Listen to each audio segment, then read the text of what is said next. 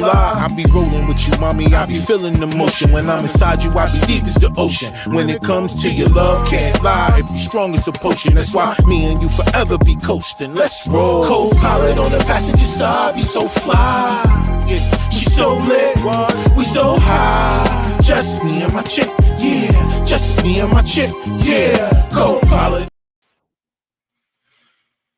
Hello. What's up, y'all? Welcome to another one, man. It's your boy Rod One, and this is Sparking Conversation, where you'll know what we do each and every week, man. I get up here and I talk to some of the world's most interesting people. And like I like to start the show off every week with giving thanks, like I do, right? I want to give thanks to all the people that download the audio version of this platform, man. Y'all the real MVPs. I always say that. I have to make sure I give y'all shout outs because y'all make this go around. Like I said, it's an honor to have people watch you. And then it's also an honor to have people who just want to listen to you.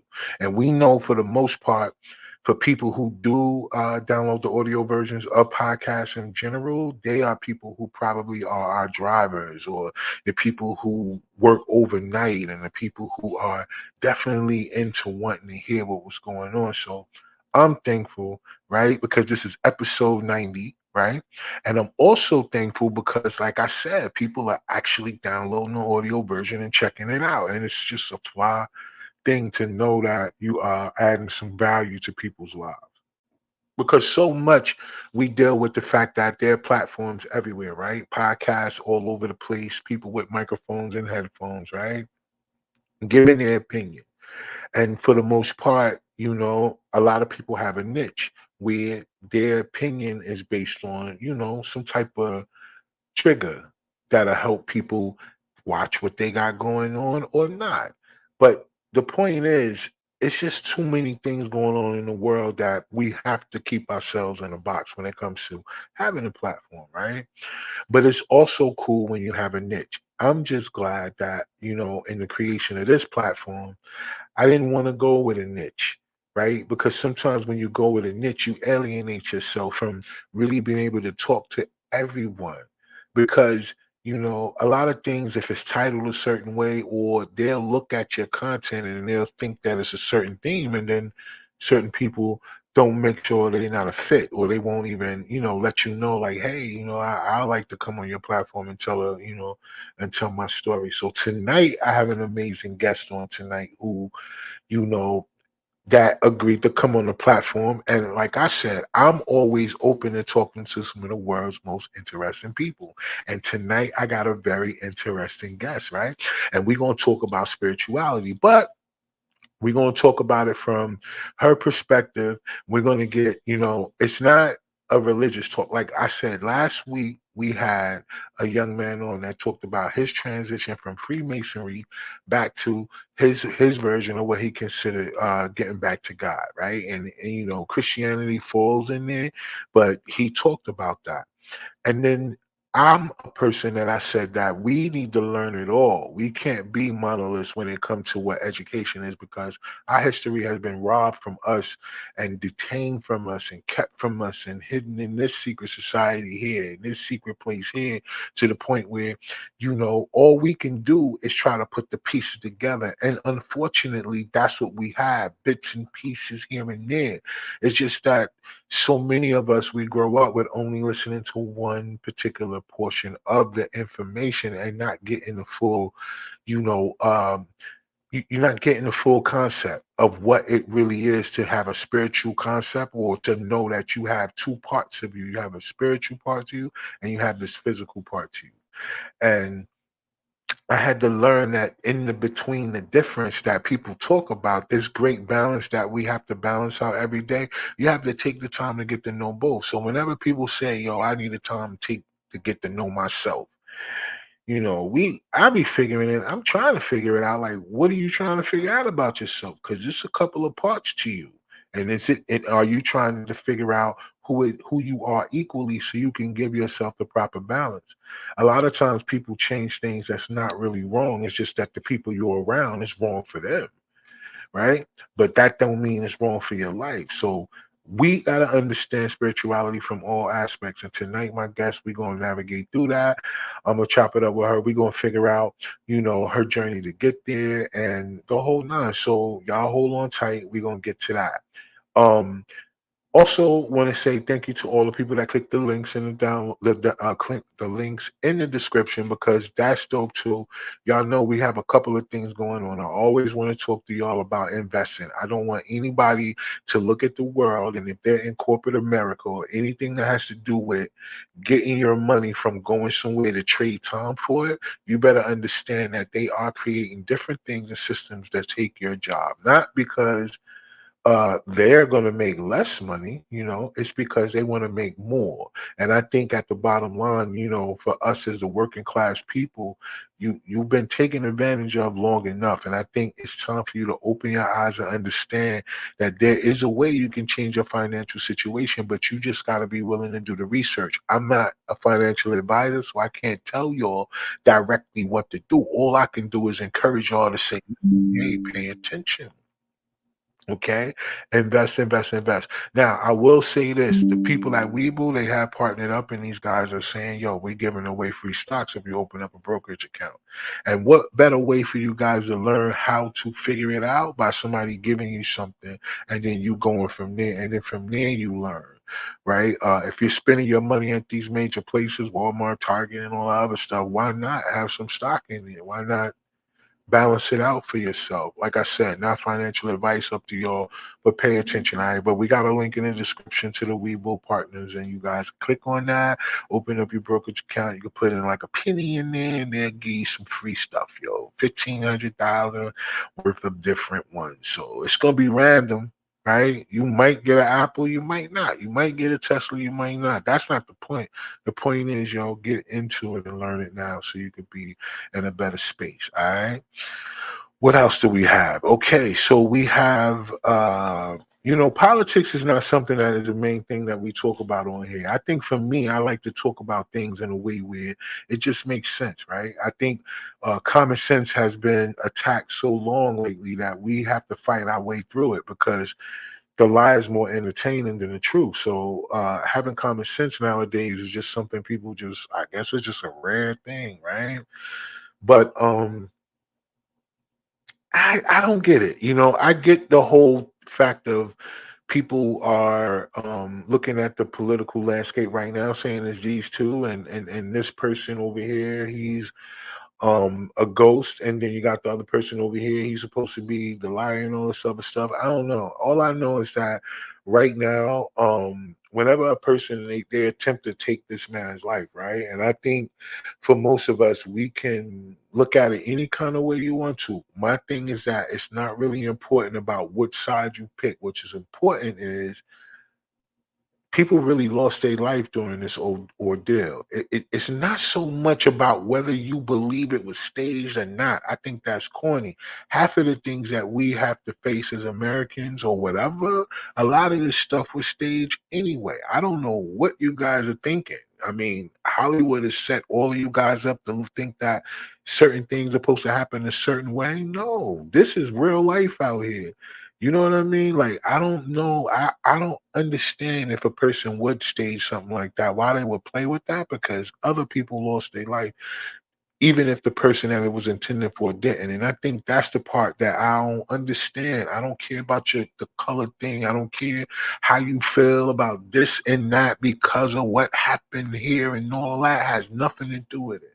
What it all happens to do with is that innocent people are always getting, are the ones that's taking the brunt of everything that goes on out here. You know what I mean? So at the end of the day, uh, I can't say salute to those people, right? Because that's not the right thing. You want to say rest in peace to the people who it was affected, but it was so many other people who didn't actually pass away, but they were injured because of this whole scenario, right? So I don't know, y'all.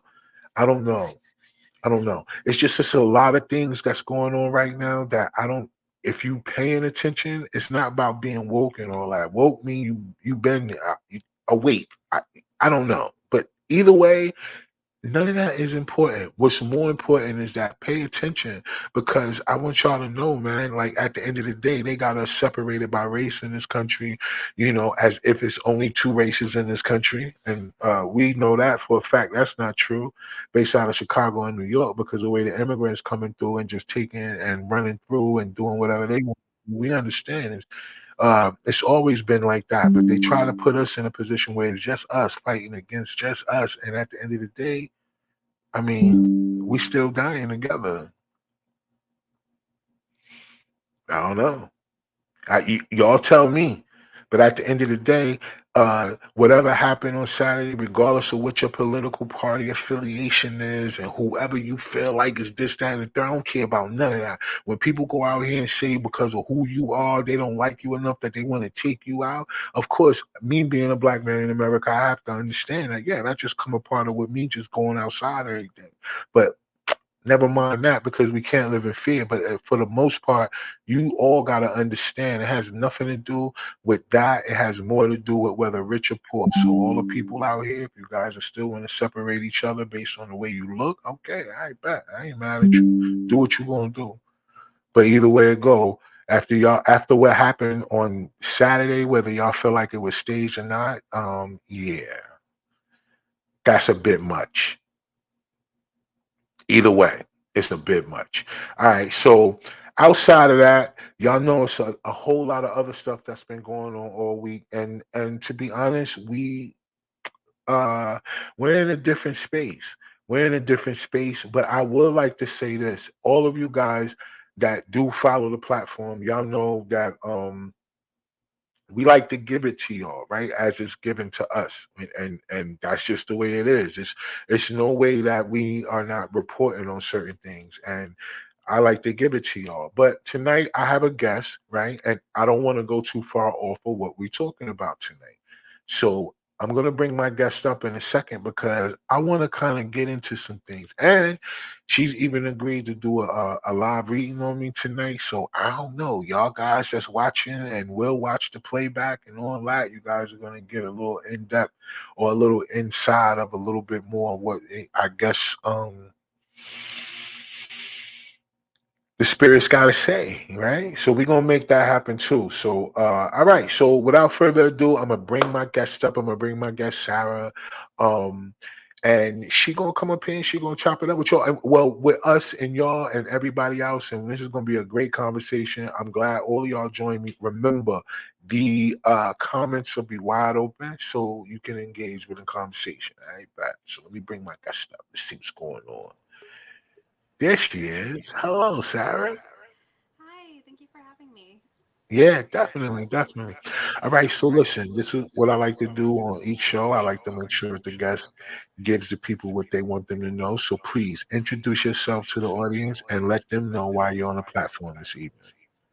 Yeah, absolutely. My name is Sarah Ty, and I am an intuitive tarot reader slash spiritual channel, which I can absolutely get more into what that means as we talk. But I offer readings one on one and email readings, and I do entertainment locally for those that are looking for extra entertainment for like weddings and things like that. But yeah, so that's just a quick snippet though. I am an intuitive tarot reader, which I know comes with a lot of stigma and taboo typically, but one of my favorite things is to help dispel that because tarot is a beautiful spiritual tool that gets a really bad rap. Yeah, it does. And I think for the most part, because of the way that the cards are named, I think, like the death card or and so people are looking at that literally. So let's talk a little bit more about what the intuitive portion of tarot reading is, because I know a lot of people don't actually detail it like that. So let's talk about it from your perspective. What would be considered an intuitive tarot So let's start first with the kind of the history of the cards or the basics of the cards. So the cards reading? Gotcha. themselves are 78. There's 78 cards in a deck. It's split up into two different arcanas. And if you look at it from just a mechanic situation, you can get a lot out of it. But when you add intuition to it, that's when you, for me, I've been reading tarot since high school. and that was kind of my first introduction to it. And back then it was more like, ooh, this is like entertaining and different and spooky. And, at the time it was more, I had left the religion I had grown up in, which was Christianity. And so for me, tarot and the occult was kind of like the opposite of what I grew up in. So that's what I was drawn to. However, in the last 8 to 9 years, I've learned that tarot is actually, when you use it in a spiritual way, not just for fun, not just for entertainment, but you actually use it with the intent of guidance from higher power, spirit, that's when you add that intuitive piece in there. So when I read, it's a combination of the meaning of the cards, the placement of the cards, and whatever comes through that maybe the cards aren't speaking to me, but something else is speaking through me about the situation and what I'm seeing around the cards. So when I say intuitive tarot reader or spiritual channel, it's the tarot becomes my tool, but I'm just also a conduit as well. So spirit speaks through me, but the tool is kind of my, I don't want to say cheat sheet, but it's like the visuals of what I'm already picking up and feeling. Gotcha, gotcha. So that also ties more into it being a gift, or do you think it's something that people pick up? Because, like you said, you started when you was a teenager, but it wasn't something that was taught to you. So how did you know that tarot was for you in the first place? Oh, that's a great question.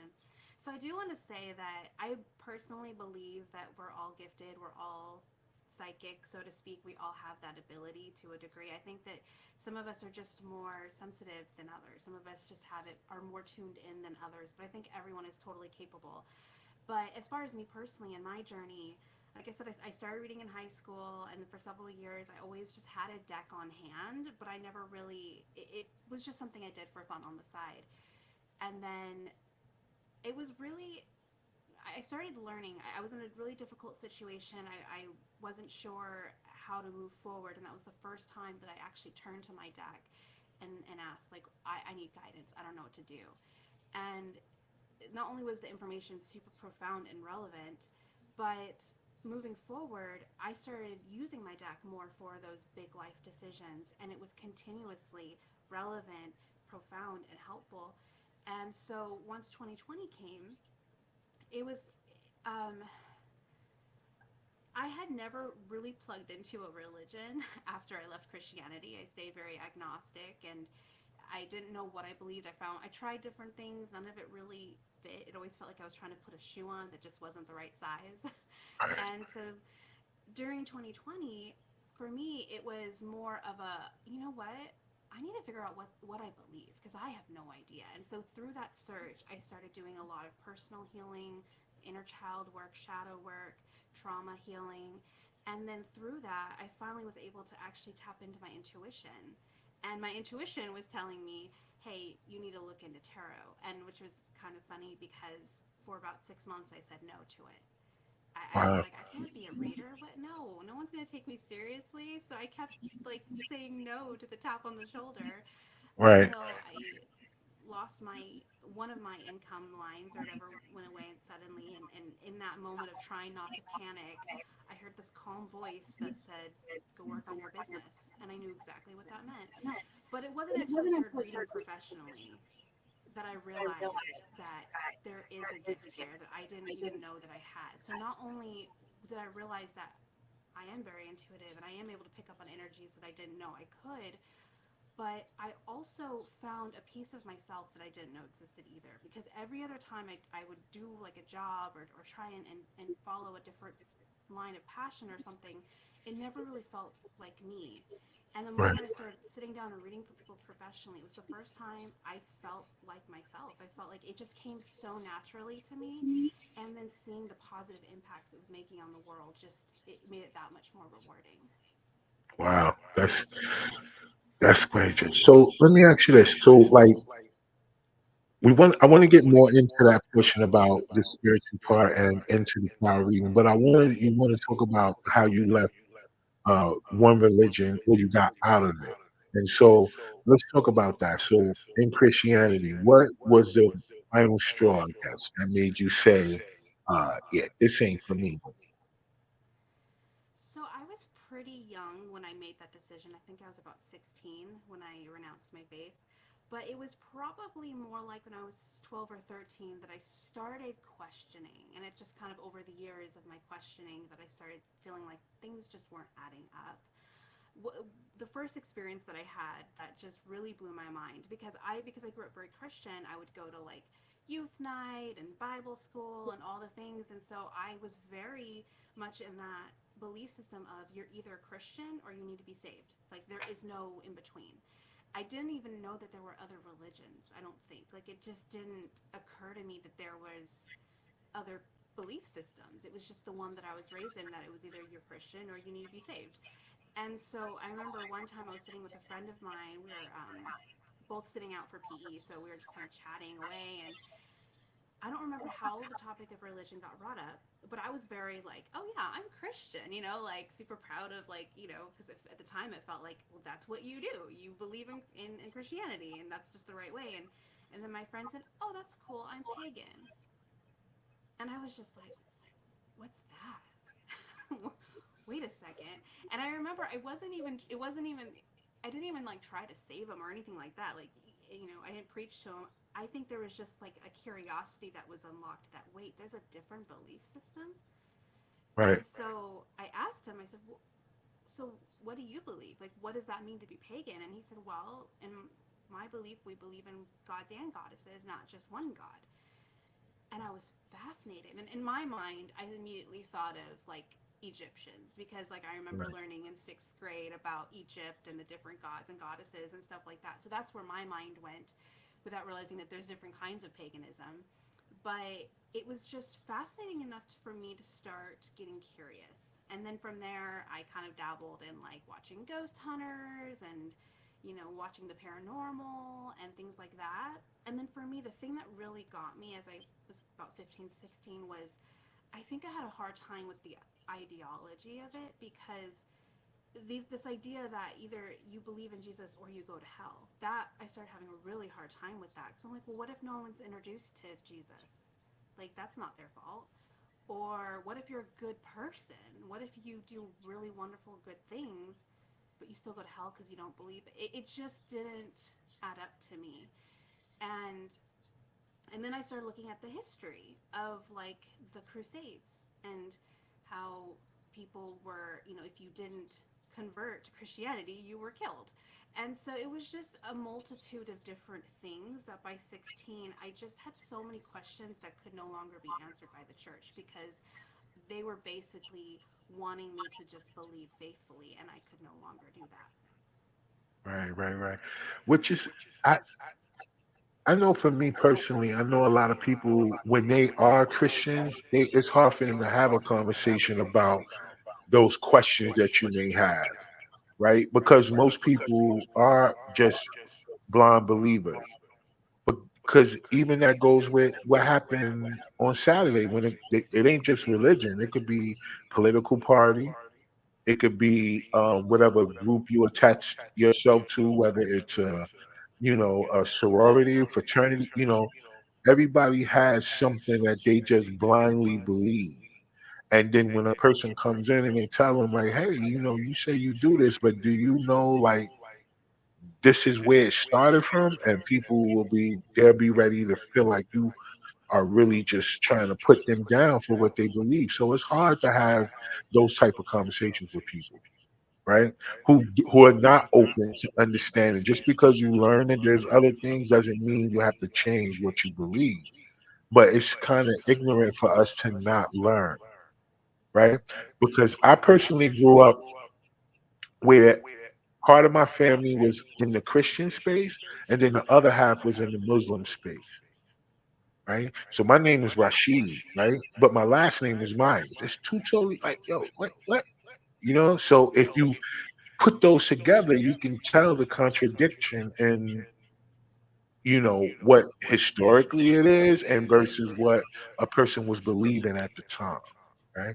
So when you grow up with this type of balance, it causes you to have to learn, because you got to learn simultaneously how to move between your family members, which opens up the door to you to understand way more questions than it is if you were just doctrinated with one.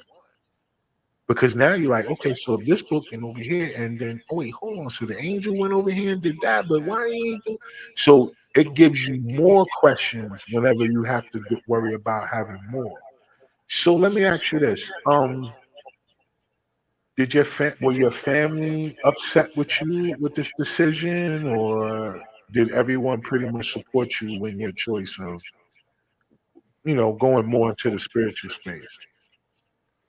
So my immediate family was, it's interesting because I only recently found out more details. My dad, it's so fun. So my parents are Christian. My dad was more of the show up and pretend to be Christian, and my mom is more of like a true Christian, if that makes sense. Like she really is very, very faithful to her beliefs. And so in hindsight, I've learned that it was more of this was my dad's decision, not my mom's. But when I was 16 and I renounced my faith, I said I didn't want to go to church anymore. It didn't resonate. I didn't want to go. And so my dad told me, okay, you don't have to go anymore. But if you don't go, I'm taking away the internet. And at 16 in the early 2000s, that was my lifeline. So Wow. he told me that I had to go until I was 18. So they were not as open. In hindsight, again, with conversations with my mom, because my mom now, me and my mom are very close. My dad and I, unfortunately, due to unrelated issues, we aren't in we are in contact. But contact, my but mom and my I are mom and very I are close, very and close, she's and she's supportive of what supportive I of what I do and do my and my beliefs. beliefs. We We don't, don't, it's a mutual mutual respect that respect we that have. we have. And And I I very much very much appreciate the appreciate fact the that fact we that we can can have have different different beliefs beliefs and still still support support each each other. other. But But yeah, when yeah, I was when I was younger, younger, especially especially when, when because my my parents are no parents are no longer longer together together anymore, anymore, but that when when I I was was younger, younger, my my dad was dad the was one the that one went that to went war. to war. It was, It was yeah, my yeah, internet my was internet going, was so I going, so chose I to keep chose to going. keep going. Gotcha, gotcha. All right, so we have a couple people. Well, we have a watch. They're saying that your audio is low. Is there any way you can turn your mic up any, or Yeah, let me see. yeah, because they're having a hard Is that time better? making out what you're saying. Is that a Is little that bit a little bit better? better?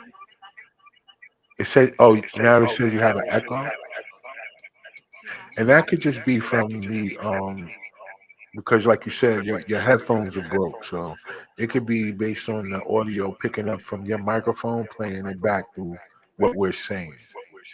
Gotcha. Gotcha. Is that Is better? that better? I mean, I can hear you, and I know based on the playback, I'll be able to boost your audio. Um, but as far as the echo is concerned, we'll make it through. We'll make it through. Um, so yeah, so all right. So with that being said, so your dad, not so much. Your mom, great. Y'all have a great relationship. Do you have any siblings or anything like that, or it's just you? I do. Do you Do you think, think would it would be, it be? do you want me Do to you want me to try try removing my mic? removing Because my I mic? can Because I hear can me hear me echoing echoing now. now, And I have and an I have an iPhone, iPhone which which it's a it's a decent decent mic. Do you mic. want me to Do you want try me to try and plugging plug it you and in see and if it see if it helps? helps? Yeah, you could do that, or you could even sign in on your phone and go from there if your computer is, active. And Yeah, connect whatever you need to do. on my On my phone. phone. Um, is that Is that better? better? It's still an echo. Yeah, we almost made it through 30 minutes and it was no echo. Now it's one. I hear one for myself too, but no one is saying that they could hear it on my end. Okay, so So maybe maybe it's it's just just us. us. Yeah, I Yeah, do I have do have a a sibling. I have sibling. I have two. I have two. a I have younger a younger sister sister who's who's 6 years 6 years younger, and younger, older and an brother older who's brother 3 who's years 3 years older. older. And And neither of them neither are of them very are very religious, religious, so so I think I it's think it's just, just, you know, you know, they're they're supportive of what supportive I of do. what I do. It's kind of It's one kind of of one those of those you do you you can do kind of kind things. of things. All right, cool. Yeah, that's cool. Because I noticed that a lot of times when people do have those type of life decisions, then first people to denounce you or to step away from you, it do be family, depending on what their belief system is, especially in the immediate family. So and I think that a lot of people sometimes they hide a lot of things because of that. right? They're not allowed to really be themselves, so they don't really tell people. They just do it on their own and just say forget it, you know. So the fact that you came out and told them, I mean, I guess that's brave, right? Yeah. I guess I mean I know that there is a portion of my family that's very Christian that I know.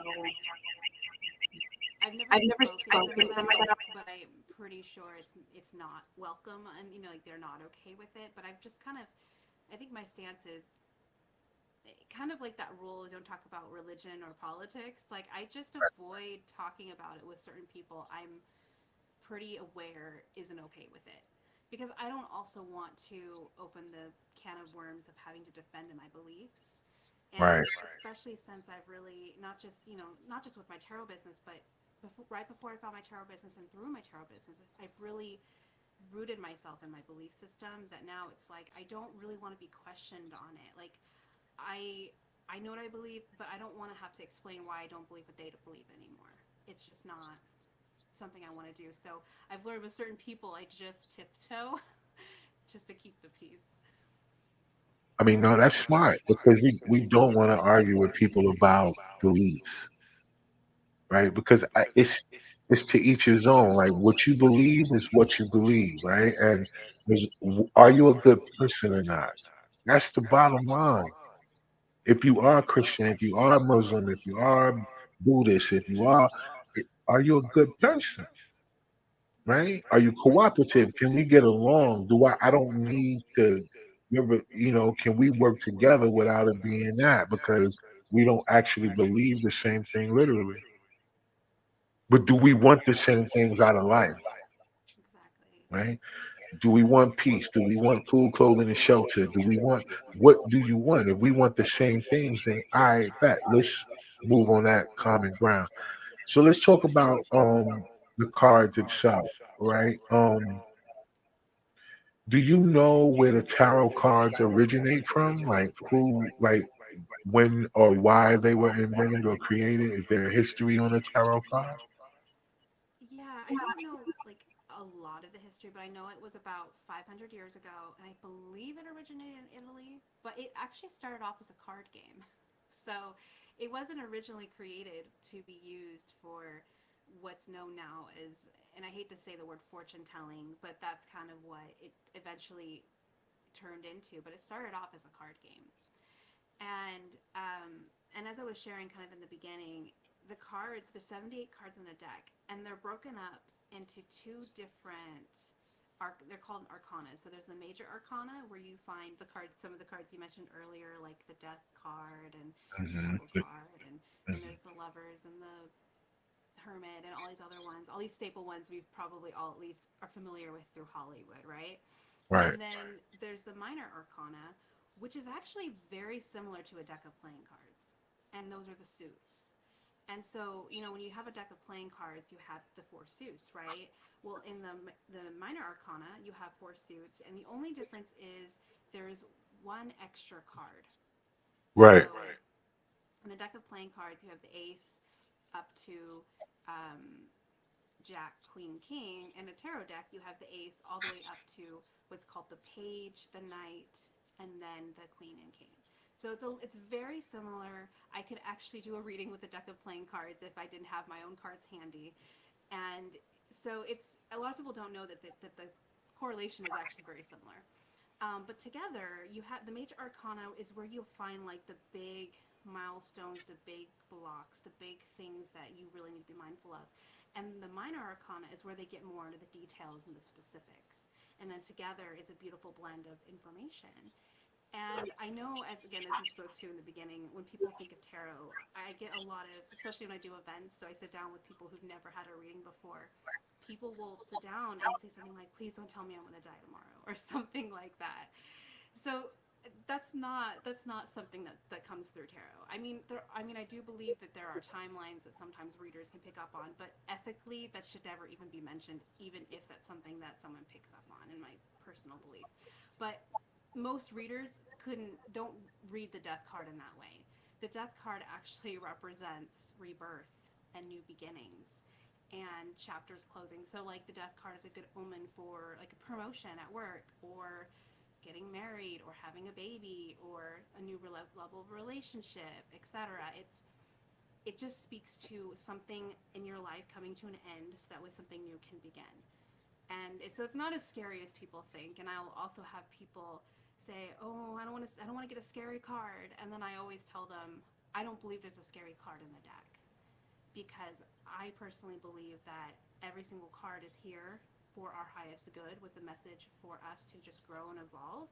And so I heard this before from another very well-known reader who actually I took a course from when I was just beginning. Her name's Lindsay Mack, and she had a saying that I just love, and it's some cards are just more bittersweet than others, but they're all medicine. So when you think about medicine, sometimes medicine is, grape flavored and it tastes good, and sometimes it doesn't taste good, but you have to take it because it's going to make you better. That's Right. basically the tarot deck. So some cards are a little sweeter and nicer, and some of them are a little, more bittersweet than others. Right. And so because a lot of times when tarot is brought up, a lot like you said, it's used more in what people consider fortune telling. And whenever the word occult is brought up, people automatically think evil when the definition of occult just means that which is hidden. And so if you think about things that's been hidden from us, it's all considered occult. But when people maneuver around words, that's why I really understand that sometimes just the way a word sounds is a direct turn off for people. Because I understand too how like why people get triggered by certain words. It's the word itself. They don't get the context because they just can't see past the word. But a lot of words have different meanings based on the context. And I think that is what the tarot represents. Yeah, it does have the devil on the card, but it doesn't mean that the context means that, oh, this is the devil card. So that means that the devil about to show up on you and do this to you and that and the third. Same thing with the death card, right? The death card doesn't mean, oh man, something is dying, something is about to die. Like you said, it means rebirth or reborn or new beginning. So it's the context. But the word death, the word devil, the word jester, or the word, you get what I'm saying? So that'll make people feel like, okay, yeah, they get triggered just off of the word, not the context. So that's why I feel like with tarot, even if a person didn't get a reading, they should still learn about what it is. Yeah, absolutely. I think it's a combination of religious doctrinating and Hollywood giving tarot a bad rap, but because like the devil card, for instance, that one just it's just letting you know that there's something toxic in your life that isn't doing you any favors, and it's usually speaking to like patterns or cycles that you're stuck in. And so again, like I some of the cards that some people are the most scared of are one of my favorites because for me it's a catalyst. So like if the devil comes up, it's letting you know that hey, there's something in your life that you're feeding into that's holding you back from your potential, that's keeping you small, that's keeping you in the comfortable and familiar where you're not going to grow or go anywhere. I kind of like to compare the devil card to a merry-go-round because you're moving but you're not going anywhere. and it's and for me, I personally feel like that kind of information, while many people wouldn't want to hear it, it's extremely helpful if you want to get out of it, if you want to realize, oh, this isn't good. And a perfect example, when I had stated when I was in a difficult situation and I wasn't sure what to do back when the first time I really learned that tarot was medicinal and had some profound guidance, I was questioning whether or not I should leave my marriage because it was getting abusive. And deep down, I already knew the answer. I already knew that it wasn't going very well, and I knew I had to get out. But it was a really hard decision because I was a stay-at-home mom, and I didn't know what was waiting for me if I left. So when I pulled out my deck and I asked very simply, should I stay or should I go? The two outcomes were actually the cards we've been speaking to. The first outcome, if I stayed, was the Devil card, which told me it was not going to get better, and I was basically going to be choosing a toxic cycle that's not good for me or my child. Or if I chose to leave, the outcome card was the death card, which was new beginnings, starting over, moving forward. And so if I didn't do that reading, I'm not entirely sure I would have found the courage to leave. And in this case, it just confirmed what I already knew, but I was second guessing. And that's a lot of what tarot is when I read for people, they think I'm going to tell them something that they don't know. And instead I tell them something that I shouldn't know, but they already have an inkling about. So unfortunately, because of the whole fortune telling thing, people look at tarot and they think that, oh, I'm going to tell you your fortune. But it's not about that. It's really a beautiful tool to help you connect with yourself and to help you understand where you're at, where you're coming from, and then how to get where you want to go. Because I also don't believe the future set in stone. So I know a lot of readers there's many readers that read the way that I do, and then there's some that focus more on the future, which is totally fine. But I personally believe that if they are tapping into a future, I think it's a timeline, it's a potential, because I think that I personally very much believe in free will. So I think that we choose our future based on the decisions and the actions we take in the now. So the way that I read tarot, it's very much more of, let me help you get to where you want to go, and let spirit give you a roadblock to get there, or not a roadblock, a roadmap to get there, and show you blocks or traumas or things that you need to focus on to get where you want to go that could be holding you back. So the devil card, while kind of scary at first, is actually, it could let you know, hey, there's something in your life that you're feeding into that could be an addiction, it could be a toxic environment or job or person, but you're choosing to stay when it's not helping you. And that information, again, even though it's not one that everyone wants to hear, it could literally change somebody's life and help guide them into a better place. So I know that there's that stigma, but and I totally agree with you when you say that everyone should learn it, because I feel like if more people knew what tarot actually was, one, they might even be inclined to pick up their own deck and just kind of do their own spiritual practice for themselves, or they might see that, that it's not the devil worshiping scary thing that most people think it is. Exactly. Because you hit the nail on the head earlier when you were speaking about Hollywood, because Hollywood's version of tarot always comes with a negative. It's always negative. There's nothing about it that makes it spiritual. It ties it to evil, just like in a Ouija board, right? And all these things are directly tied to evil because we know that that's the imagery that they put out about it, and that's what makes people not want to learn about it. Because if you are a Christian, right, and you are learning about spirit, which a lot of people don't equate spirit to the Holy Spirit. I mean, because I guess they look at it more like a ghost. I mean, because of the way that they title it. But it's if it's still got something to do with spirituality, that still has something to do with something that's outside of you. And that if you feel like it's inside of you, whatever's inside of you connects with what's outside of you. That's where the merge comes into play. But I think it's hard for people to see that concept because the only thing that they can see outside of them is their flesh, right? So that's the battle. It's like it's a trinity. Oh man, it really is. So it's a trinity, right? It's the spirit you have in you connecting with the spirit that's outside of you, right? Connecting with the consciousness that's around you, and also dealing with your flesh that you have to walk in order for you to maneuver these things, right? You can't do these things without using it all together. So I know that that's not the trinity that most people would refer to when they think about it, but if they kind of put that in perspective, the three or the trinity is a balance of all things in life out, even in the fact of if they think about it from a Christian standpoint, right? But if they just look at it from life in general, we're always dealing with the trinity. And I think the hardest part for people is that there is spirit on the outside, Yeah.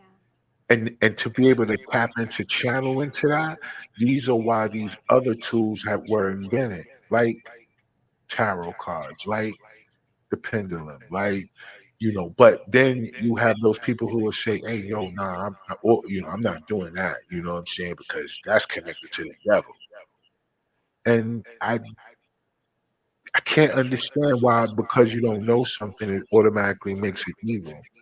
But let's ask you this question too, because when you do readings for people, and I like you said, it's a business for you, so you've been able to grow from. Let me just try this. This is entertainment. Wait a minute. Let me use it for my life. Okay, and then so now I have a certain level where other people can trust that I can help them in some type of way as well too. What made you decide to make it a business though? So for me, it was a couple of things. That's an interesting question. I have always been an entrepreneur. That's been, well, not always, probably the last 5 years or so. Like I've just learned that I really prefer to work for myself than work for somebody else. And I've always had this desire to help people, and I've always wanted to make a difference. And I think that when tarot was presented to me, I was actually looking for not necessarily a business per se, but a purpose. Which when I was listening to different podcasts and people who found their gifts, they were, it was a business. And the thing is, to be fair, in the world that we live in, we need to survive, right? And so Right. that's where that, I think, business comes in. I could honestly, I love reading for people, that to the point where I wouldn't ever need to ask for anything, but it's my time, it's my energy, and I need to pay bills and put a roof over my head and food on the table for me and my child. So, it was really a combination of, I asked for my purpose. I got tarot. I said no, like I said several times, because I wasn't ready for it. But then I finally said yes to it. And what really made me believe that I even could turn this into a business was right around the time that it was right before I lost that source of income. It was probably maybe 2 months, because remember, I had that tap on the shoulder for a good 6 months of start a tarot business, and I was ignoring it, but I was entertaining it a little bit. So I took a tarot course that really just took me to a different level, and then I was just kind of playing with the idea. So I ended up posting on my social media, I'm thinking about starting a tarot business. Is anyone interested in a free reading? I'm just looking for feedback. And the people that responded, they were like acquaintances, people I didn't know very well, which I am actually grateful for, because I didn't know what was going on in their life. I had no idea because we weren't close. And Right. not only did every single one of those readings, I got positive feedback about how much it was helpful and how it nailed it, everything on the head and everything else. But I had two different people go out of their way to say, "Hey, what's your Venmo? I want to send you a couple dollars," because that was super helpful and super profound. And I didn't even ask for that. I was just looking for feedback. And so that was my first, like, oh my gosh, there is really, I am really helping people with a pain point, with solving a problem. And that's ultimately what a business is. It's when you offer a solution to someone else's problem, and it's a transaction. So from like that business standpoint. So for me, it was more like I was looking for an entrepreneurial business anyway to plug into, because I didn't want to work for anyone else. And then I discovered that I just loved tarot so much, and I loved the impact that I was receiving and giving to the world. Oh yeah, that's amazing because I talk about purpose on this platform a lot. Because I feel like it's important, right? Like a lot of people don't know their purpose. They are in a routine every day. They may be parents or they may, do whatever, but they're in a routine every day. They go to work, they come home, they go to work, come home, and that's the same thing day in and day out. They are in a cycle because they haven't realized their purpose. And sometimes, like when you were saying earlier about being in situations that that are not good for you, but you still are there because you have these fear of everything else outside of you, right? And sometimes people can get comfortable in abuse or get comfortable in incompatibility because it is easier sometimes. People really think that life will be over if you make certain decisions. But to have that thought inside of you, like, yo, I should be doing this. And now you got to figure out how can I get some confirmation. And I noticed that people who say things like just pray about it. I mean, even in praying, sometimes you really know the answer before you pray. Like you're praying about something that you pretty much know the answer to, right? It's like a job. If it's like, yo, you're unhappy at this job and you are, why wouldn't you be actively looking for another one? right? So that's what I'm talking about. You'll sit there and complain, but you won't actively try to figure it out. But a lot of times, the things are going to be uncomfortable for us because we're not in our purpose. This job is always going to bother you and everyone else you get because you're not in your purpose. And like you figured out, like doing tarot readings, they said start a tarot business, but you didn't know how if you were going to make a real living off of it. But look now, like it's a successful business. You have a podcast, right? And you talk about things with other spiritual, I would say, technicians too, because you talk to people that do things differently than you do. But it's all in the mix, and you even give them a platform. You're not even biased. A lot of people would be biased to their own superpower, so to speak,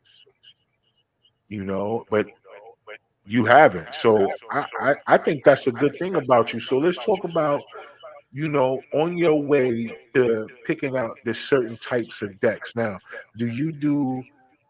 I know you said something about you don't like to go in the future because of the timeline. Is it based on the timeline? It's also based on life choices you may make. But do you do anything, any type of readings for past life? Do you do any childhood trauma joints? Or you just specify a certain type of tarot deck? Like which type of tarot readings do you do? Because it's different ones, right? Yeah. So I don't do the past lives. That would be more. I would say that. I mean, there could be readers that do past lives. That there's a couple different versions of that. That would be more like psychic, where they're like more pulling out information from higher power, or then there's like the hypnosis kind of past life. I don't do either of those. I would say my specialty is really focusing more on the present. I mean, like I said, I'll tell you where you're coming from. I'll tell you where you're at now. I can tell you where you're heading energetically as of now. But I really love to focus more on what's keeping you stuck. What is keeping you from what you want out of your life, what you're trying to get to. Like for instance, when you speak to someone who maybe doesn't like their job and wants to find something else. I've had many people come to me for those kinds of questions and how do I go from A to B? And I think that's really what I like to focus on. And I've been told like time and time again that when I do readings for people, especially when it's a certain pain point, it's like I shine a light. And I just want to also preface, it's not me. I'm just the conduit. So the information I don't want to take credit for, but the information that comes through shines a light on what they most need to hear right now and likely what they already were aware of, but either we're sweeping under the rug or we're already kind of working through. And it was just confirmation of, oh, I need to keep doing what I'm doing. Or it's, oh, that's that thing that I've been ignoring for years now that maybe I should look at, But that's kind of my main focus point is I want to help people get unstuck. Or another way to say it, which when you're explaining about how many people they're just they're basically sleepwalking when they wake up, do the 9 to 5, come home, do the mom or dad thing or whatever they're doing. A lot of times if they're in that cycle, it's just they're just doing what they need to do, but they're not really thriving or living. They're just sleepwalking. And so I guess that's another part of what I love to do is I want to help wake people up to the fact that they can be in the driver's seat of their own life, that they can make these decisions, that most of what I'm already telling them, I hear, oh my gosh, that sentence, that exact phrase was in my head like 2 days ago. Well, there's a reason it was, and there's a reason it's coming up again now because there's a higher power trying to get your attention, so you're not just sleepwalking and guiding you. And then when you're speaking about purpose is one of my favorite things to talk about, and that's what I talk about a lot on my podcast, is people's journey into finding their purpose and living in alignment. But the way that I define purpose is it's when you find the thing that you love and it just lights you up. And that's how you know that's how you know it lights you up. You could do it all day long. If you didn't have any other obligations, you could just do it all day long, talk about it all the time. You're so passionate about it, but it gives back to the world at the same time, which can come in different ways. It doesn't always have to be service based. So I think some people think it has to be service based, but artists put out beautiful artwork. entertainers in different forms, whether they're singers or they're theater or whatever it is, they're putting out their expressions into the world, and people are taking it in and just enjoying it and learning from it and growing from it. So there are different ways that you can, and even doing a 9 to 5, if you find what really lights you up, and you're happy in that 9 to 5 container, that's perfectly fine too. It's just doing what you love, and when you do what you love, you're awake, you are present, you are taking in the moment, you're not sleepwalking, or you're not just waiting to get out and clock out. You're Right. really just immersing yourself in what is happening now. And so I think that that's probably what my biggest gift or focus is how can I help the person who's sitting in front of me get to where they want to go, and what's holding them back, and what is either a superpower or gift that they aren't tapping into, but Spirit is trying to give them and show them, or what's a block or trauma that's keeping them stuck, and how can they, work through that as well. Gotcha. Yeah. Well, that's good because studying tarot, you learn that there are different types of decks, right? And some things are based on uh moons, some things are based on, your astrological chart. It's just a lot of ways different people do readings. So learning what your specialty is amazing because if anyone, once we put these clips out and the people that are watching live, if they ever want to reach out to you to get a reading, at least they'll know what type of reading they'll get. Right, versus them just blindly going out there saying, "Hey, I think I want a reading. I want to see if I'm in alignment with what I'm thinking and I'm feeling," and they just randomly pick somebody and then they get a person who specializes in past lives or somebody that specializes in trauma, childhood trauma, because most of the time people are stuck based on what happened to them as a kid. So you may need that. So either way it go, you do your specialty. So we come to the show where you wanted to do mine live. So we're gonna do it. So if you're ready and you got your cards and everything and you need to shuffle, I don't know. I just need to be quiet. I just playing. Well, first, is there an area of your life you'd like to focus on, or if you have a question, or we could just see what your higher self wants you to know, which is more general but tends to meet you where you are. Yeah, let's do that one because specifically, a lot of things that I am doing, it's more like what you said. It's like, yo, I know what I'm supposed to be doing. Is if am I doing it? So it's more like what is going on right now. I would like to, just have it in that concept if possible. Okay, yeah, absolutely. So I'm going to do what I like to call my higher self spread. It's one that I created, and it's 7 cards. We're going to go over a theme, past, present, future energies, and then what I like to call the roadmap, which is the higher self messages that come through too. Okay.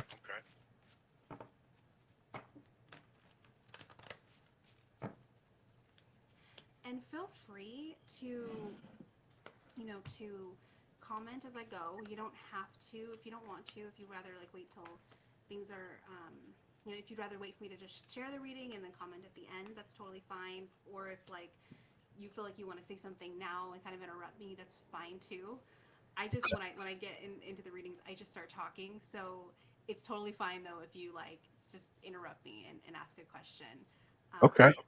So it doesn't throw me off or anything like that. So whatever you'd rather do. Um, so I can already tell that this one might be a little bit heavier. So I just wanted to preface with that, just a little warning, I guess. But again, like I said, I believe that all cards are medicine, and it's all here for your highest good. Gotcha. Um, so starting with your theme, I have the Eight of Wands reversed, and which is super interesting compared to the next 2 cards. But I'm going to just go one card at a time, and I'll explain how they all tie in together. But the theme of your life right now, it's just saying that things are kind of slowing down for you. There's not a lot of movement going on, which might be a little bit frustrating. You might be like, I feel like it's almost like coming to mind is kind of like walking in like mud. Like you're trying to move forward, but you kind of just feel like there's heaviness that's keeping you from really, really going. Um, because the Eight of Wands upright speaks to like, oh, it's movement. You're jumping on the wave. You want to take advantage of it. And with it being reversed, I feel like there's this frustration of, I want to be on that wave. Why am I trudging through the mud? And why am I not moving super quickly? And which I find interesting because your more recent past is the Six of Cups. And this one is all about nostalgia, kind of going into the past, getting caught up in some kind of a memory or memories where you're not really very present a lot of the times. This was more recent past, like I said, but I think it kind of bleeds into the present where you might be doing a little bit better now, but I do think you still tend to go backwards, and there's these memories you keep getting caught up in. And the present card is the Three of Swords reversed, and this one speaks to heart pain. And so I feel like whatever it is that you're going back to in the Six of Cups has to do with some kind of heart pain that hasn't been resolved or processed yet. And I think that's definitely speaking to whatever is not, that slowing down that's happening. I feel like Right. it's actually happening while it's frustrating for you. I feel like higher self is like, you don't need to be on a wave right now. You need to be healing.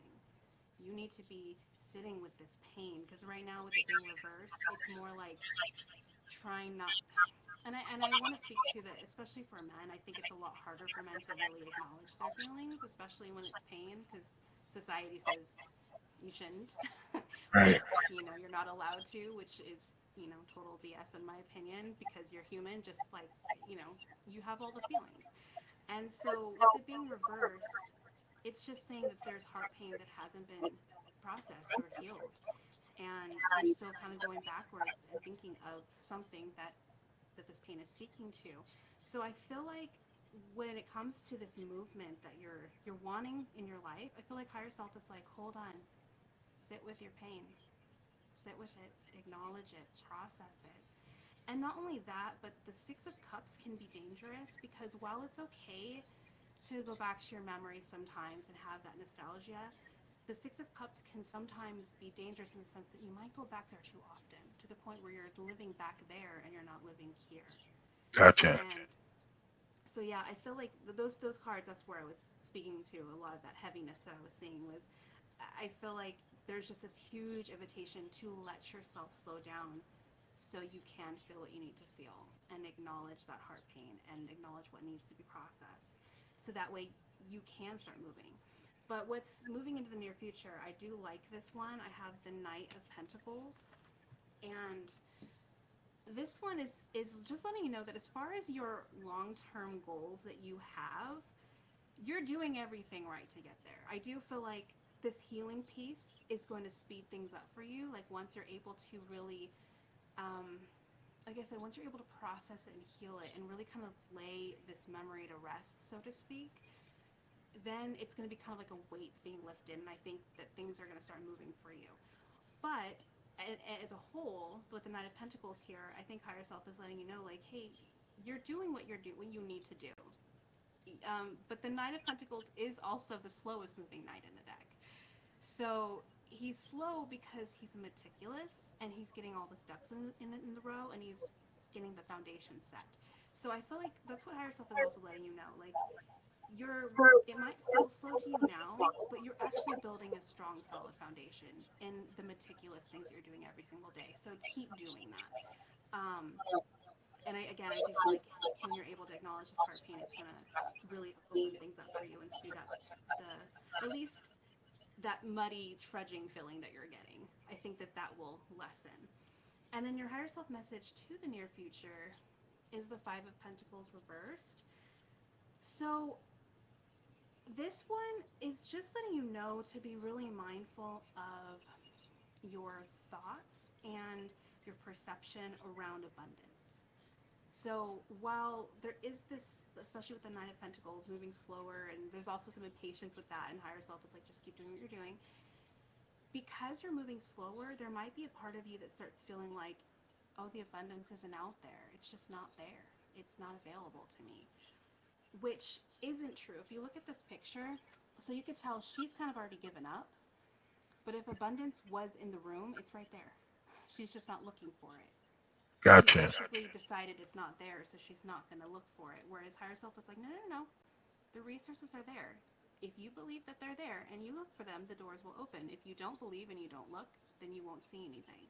So I feel like that's just saying, as as you move forward, know that it's not going to be as quick as you want it to be, because you are laying that solid foundation. You're not cutting corners. You're doing it the more healthier way.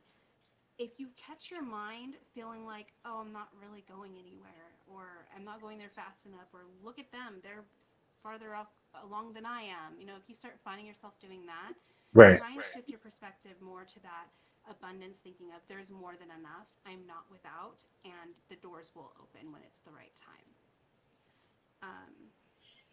And then your higher self message is in the middle. So I have the Nine of Wands, and it's reversed.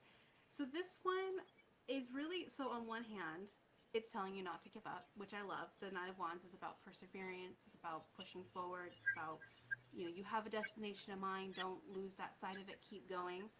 But the flip side of it is also reminding you that it's a marathon, not a sprint, and that Right. you need to remember to rest along the way, which I think is directly speaking to this Eight of Wands, saying it's okay to slow down.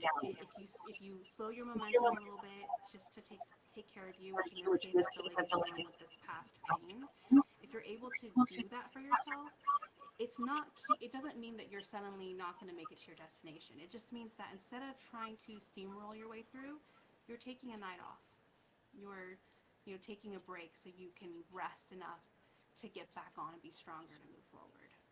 So I do feel like there's that invitation to allow it to slow down. It's okay if it slows down. It's not keeping you or holding you back or keeping you from reaching it sooner. It's more so, the longer you don't deal with this pain, the longer it's going to take to get where you want to go. It's the opposite of what it might feel like. And then I have the Magician reversed, and I really love this one because on one hand, the Magician is a natural manifester or an alchemist. The Magician is like, I've got this and this and this. These ingredients seem totally random, but I'm going to turn it into something cool. Like that's just the Magician energy. And it's saying that you have that, but you're blocked with it being reversed. You're not able to tap into it. And again, I think that it's all coming back to this huge invitation right now to heal yourself. Because once you're able to really sit with that pain, give yourself some space to do that. I Right. think all these things are just going to start unlocking and opening for you, and there's going to be more movement. And while I do think it's still going to be, the track is still going to feel long moving into the future, even after you drop some of this pain that you're carrying, you're going to have an easier time understanding that, no, I'm doing what I need to do to get myself there in a steadier, more stable way. But Gotcha. yeah, but the Magician is cool. It's basically saying that you have it in you. You're just not able to tap into it because there's just this block that needs to be dealt with first. Yeah, that's dope. I know exactly what you're speaking of too. So yeah, that makes sense. And to be honest, yeah, because I have been thinking about that a lot lately, and well, it's a recurring thing, but yeah, you're right, and so yeah, I know exactly what that thing is too. So yeah, it's some work to do, but um, it is on. I'm already on that track though, right? So it's good to hear you say that because it's just a confirmation of what I was already doing, like basically letting it go because you got to be able to, let certain things go and not always blame yourself because although it may look like it's your fault, technically it's not. And you got to be able to deal with that. But the hardest part about that thing when you said about it being a man, which I could relate to about letting it go, is because um the way things have been built up for us as a man, like you don't get to make the same complaints about things that's happened in your life as you can when it comes to your counterparts, right? Because you're if you fall, don't cry. If you do this, don't bend. If you don't break. You move, you don't go. If you complain, you're not this. If you don't, it's like take everything on the chin, and then inside of you, you really be like, "Yo, nah, this is foul."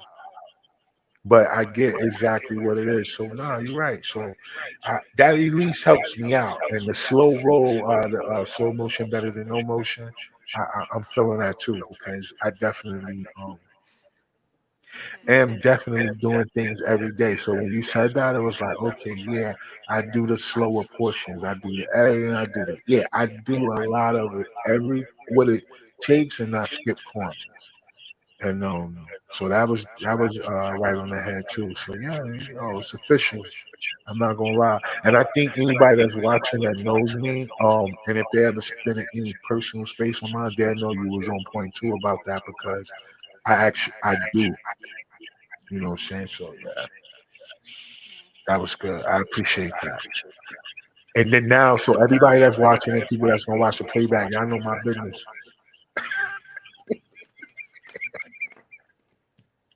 Yeah, but it's cool though because sometimes information people use against you, right? Having something that deep, people can assume it can be anything, and and use it against you. So sometimes information is not shared amongst people, right? Because you don't want it to come up later on as a character flaw because you're telling somebody about something that has affected you. Now it's looked at as a character flaw. So it's a tough place to be in as a man when you want to express certain things, right?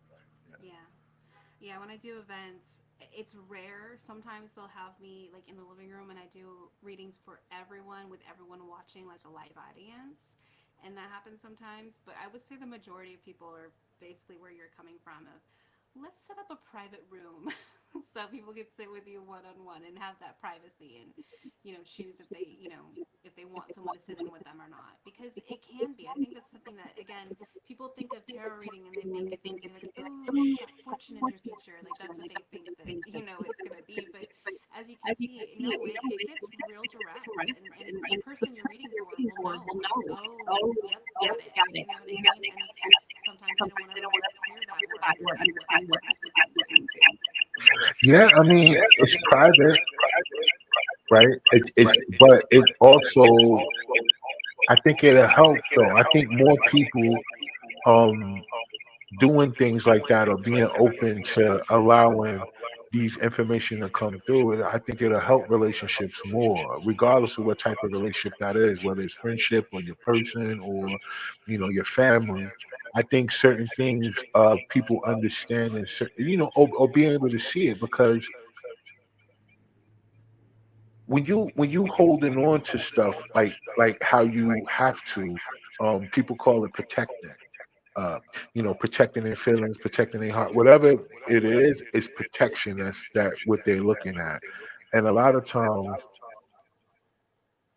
the release is better than the holding on of the protection of it, right? The release feels better.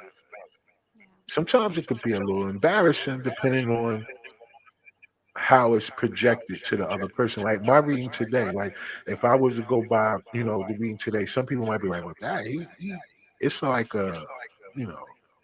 Because it's the people who probably know all the things that I've done and I've been through. So it's almost like, oh yeah, you're on a slow trajectory if you look at certain things. But in life, it's like, no, you're doing everything you're supposed to do. Now, your thought process has to change about certain things that happen to you. And that's one thing that a lot of people don't want to face is what they have to do. A lot of people are okay with dealing or processing what other people have done, but it's hard for them to process the things that they have to do in order to deal with it. Because it's easy for me, with the thing that you spoke of, for me to look at the blame that of the people who actually did what they did, but then it's also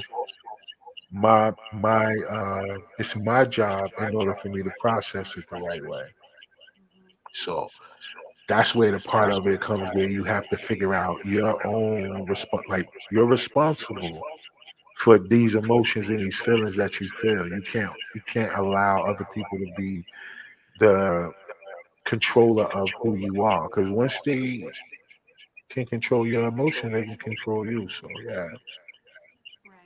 Yeah, which ultimately no one can control you, but you can choose to give your power away. facts. That's the big thing. Yeah. Kind of funny based on what you're saying about how some people aren't ready or willing to look at some of the things that come up. I would say probably 90% of the people I read for are open enough to hear me Thankfully. But I have a kind of a funny story. There's that echo. Yeah, it's an echo come out of nowhere. I was doing an event where I was hired for a Mardi Gras, and then they hired me back for the Sweet 16 a few months later. And so the guy just general was letting me know there was a man sitting out in the backyard with no eyes and no hair. I said, "Oh, should we get a reading from her?" And the guy said, "No, she didn't give me anything good last time.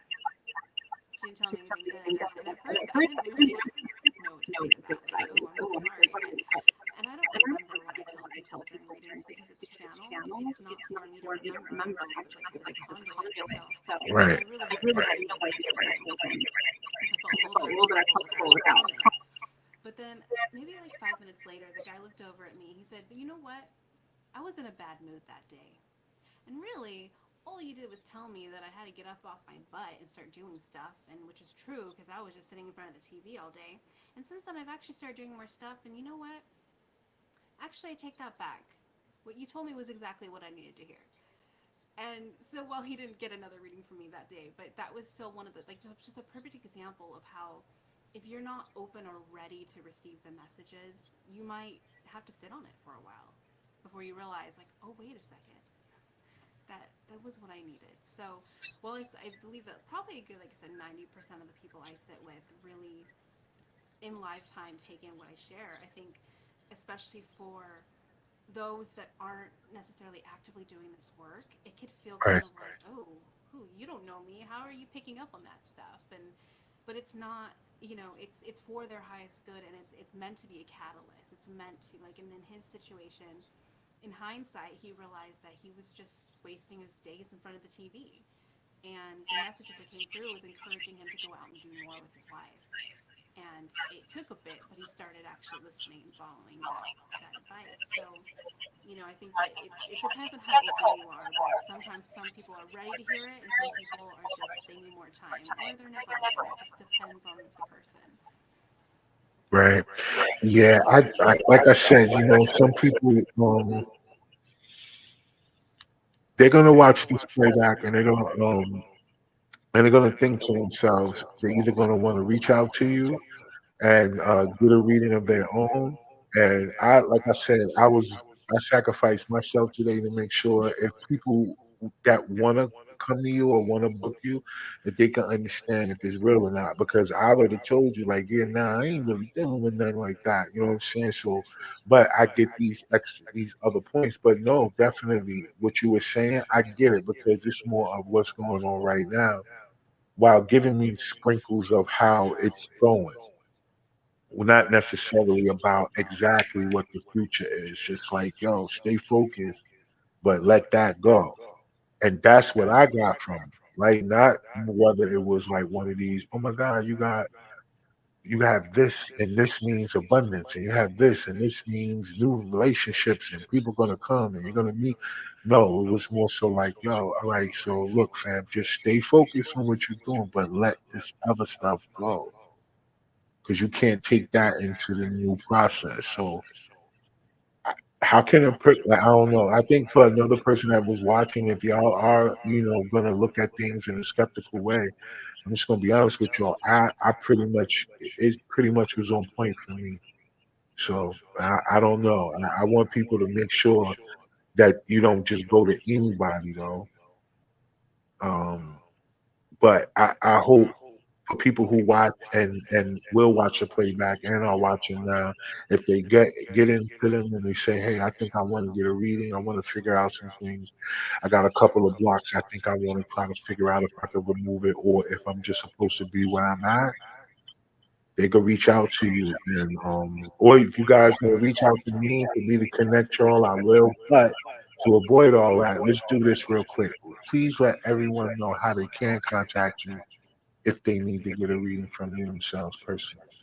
Yeah, absolutely. So my website is spiritjourneycollective.com, and you can find all my services on there. I offer one-on-one sessions, which it's a 30-minute an hour. So during each of those sessions, you can ask as many questions as time allows. I also offer email readings that are a little more convenient if scheduling is an issue, or if you just don't have the time or whatever, you can still get the same quality kind of reading, just like you heard here. It's a voice recorded reading, a personalized voice recorded reading with a picture of the cards drawn, so you can get that as well through email. And then I also offer a new thing that I just very recently launched called the Alignment Project. And this is more specific to if you have a pain point in mind already. And so we would do a reading just like you witnessed here, but then from there we actually would create a actionable step roadmap where we would take the cards. I have a list of actionable steps for each card that we would go through and see which ones are could be tailored to you, and then actually give someone a step-by-step guide on how to move forward. So it would just take what others heard here, which is just really profound information, and turning it into an actionable roadmap. And so I offer that as well, and that's called the Alignment Project on my website. And then I'm also on Instagram at spirit_journey_collective, and I'm pretty active on there. I have my own podcast, as we've kind of touched on a little bit, also called Spirit Journey Collective, that you can find on Spotify, YouTube, and Apple Podcasts. And the conversation is all about purpose and people finding their purpose and things like that. And yeah, that's how everyone can reach me if they'd like to connect with me. Yeah, definitely. I would like all the people that's watching, all the people that watch the playback, please make sure y'all reach out to her if you are interested in getting the reading. If anybody needs to go back and watch the reading that she did for me, that's cool too. At least we have one here as part of reference. And then yeah, check out a podcast as well too. What time? Because you're on Pacific time, right? Yes. All right. So what time does your podcast come on, or you broadcast your podcast?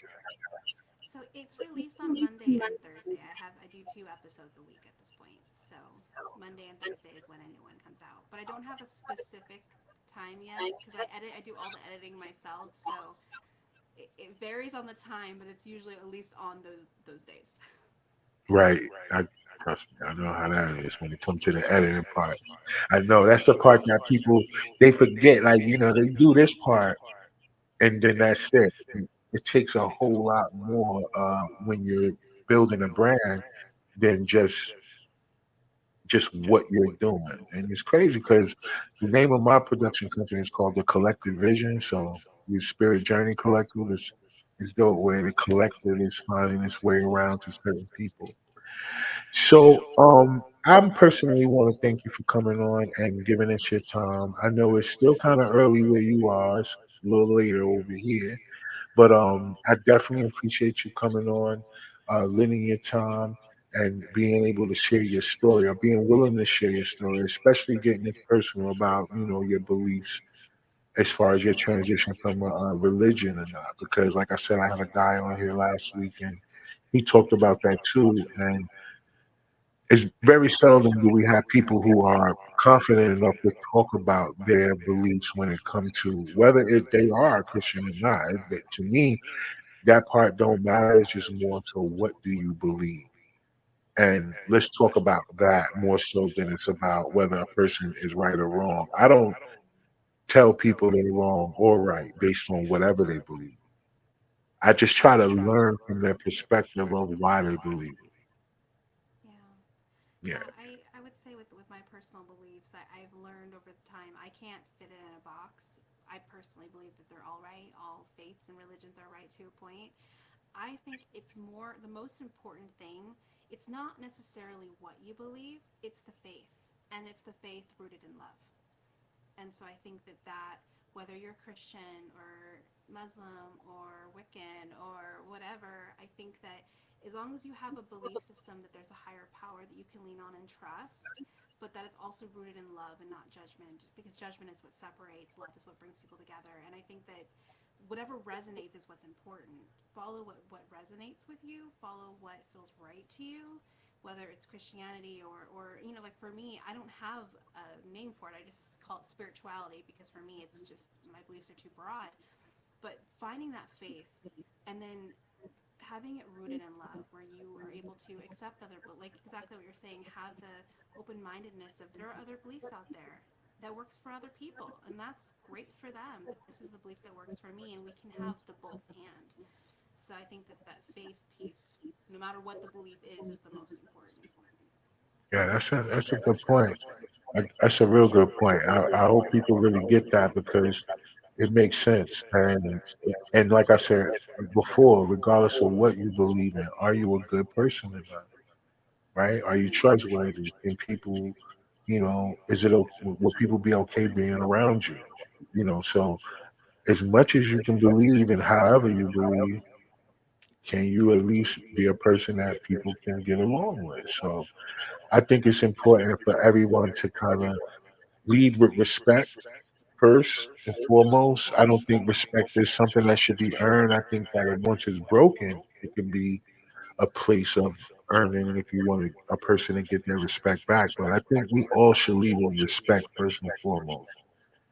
And Yeah. respecting other people and the way they feel and believe is the first and foremost thing because that's how you learn. You don't have to conform, you just want to learn. Yeah. For some reason, once we get adults, they feel like we're supposed to stop learning. We're supposed to know it all by now. So Yep. I want everybody to know that's not it. You got to learn every single day. Yeah. Well, Yeah. like I I said, I appreciate you coming on. This was a great conversation. I'm definitely gonna have to have you back on. We're gonna have to touch on some things. We're gonna have to come back in a couple of months and see if I'm still in the mud. yeah, yeah. I'm sure by then you'll be out of it, but Oh yeah, absolutely checking in would be great. I'd love that. yeah, definitely. Because I think it's important because look, the more people learn, the more people know about things, and the more that we cross promote each other. Because you having a podcast, I have a platform. It's so many different people that could use to have a conversation. You talk about purpose. It's not necessarily people have to come on your platform and talk about tarot, but they talk about their purpose and the journey into finding a purpose. So yeah, hopefully a lot of people connected to me would like to be a guest on your platform as well too. So Oh yeah, yeah, we need to absolutely. continue to keep building and helping each other because that's the only way we're gonna grow, right? Yep. So to all of you guys that's watching tonight and have watched tonight, thank y'all. I've seen a bunch of people jump off and on. Yessie, thank you for giving me the comment, letting me know what was going on with the audio. I do appreciate that because when you're going through it, you can't hear what people are hearing. So thank you for that.